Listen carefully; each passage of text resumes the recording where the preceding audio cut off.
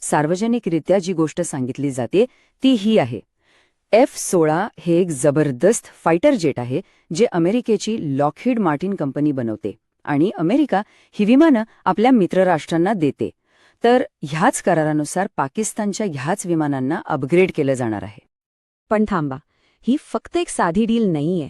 या कहाणीतला खरा ट्विस्ट तेव्हा येतो जेव्हा हा करार माजी राष्ट्राध्यक्ष डोनाल्ड ट्रम्प यांनी 60 पेक्षा जास्त वेळा सांगितलेल्या एका गोष्टीशी जोडला जातो.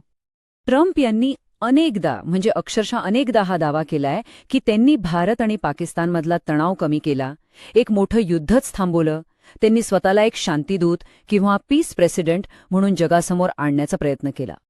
पण इथेच आपलं सोर्स मटेरियल एक मोठा प्रश्न विचारतं.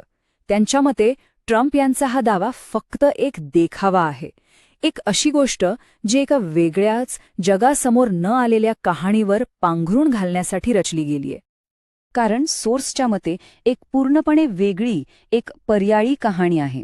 एक अशी कहाणी ज्यात एका गुप्त लष्करी कारवाईचा आणि त्याच्या खूप मोठ्या परिणामांचा आरोप आहे. आणि या सिद्धांताच्या अगदी केंद्रस्थानी आहे ऑपरेशन सिंदूर. सोर्सच्या म्हणण्यानुसार ही एक अशी कारवाई होती जिचे परिणाम जगापासून पूर्णपणे लपवण्यात आले. तर सोर्सनुसार ही कारवाई कशी झाली, एकदम प्लॅन करून. पहिलं, भारताने थेट पाकिस्तानच्या सगळ्यात सुरक्षित एअरबेसपैकी एकावर, नूर खान एअरबेसवर खोलवर हल्ला केला. दुसरं म्हणजे तिथे फक्त पाकिस्तानीच नाही तर अमेरिकेचीही काही महत्वाची मालमत्ता होती असं म्हटलं जातंय. तिसरं, या हल्ल्यात प्रचंड नुकसान झालं. आणि सगळ्यात महत्वाचं चौथं, याच हल्ल्यानंतर पाकिस्तानने लगेच युद्धविरामाची मागणी केली, असा सोर्सचा दावा आहे. 300 किलोमीटर विचार करा, 300 किलोमीटर म्हणजे भारताने पाकिस्तानच्या हवाई हद्दीत इतक्या आत घुसून हल्ला केला. साहजिकच यामुळे पाकिस्तानच्या डिफेन्स सिस्टमवर एक मोठं प्रश्नचिन्ह निर्माण झालं. आणि नुकसान किती झालं? सोर्सने भारतीय हवाई दल प्रमुखांच्या एका विधानाचा हवाला दिलाय आणि त्यानुसार नुकसान खूप मोठं होतं. यामध्ये फक्त 4-5 F-16 विमानच नव्हती, तर AWAS सारखी प्रचंड महागडी सिस्टम, एक मोठं ट्रान्सपोर्ट विमान आणि विमानांना सुरक्षित ठेवणारे हँगर्स म्हणजे मोठे शेड्स, हे सगळं नष्ट झालं. आत्ता येतो सगळ्यात महत्वाचा प्रश्न. या गुप्त कारवाईचा आणि त्या $686 दशलक्ष डीलचा नक्की संबंध काय? आणि इथेच या दोन्ही गोष्टी एकत्र येतात. सोर्सचं युक्तिवाद अगदी सरळ आहे. हे $686 दशलक्ष साध्या अपग्रेडसाठी नाहीत, तर ऑपरेशन सिंदूरमध्ये जी विमानं उद्ध्वस्त झाली त्यांच्या दुरुस्तीसाठी आहेत.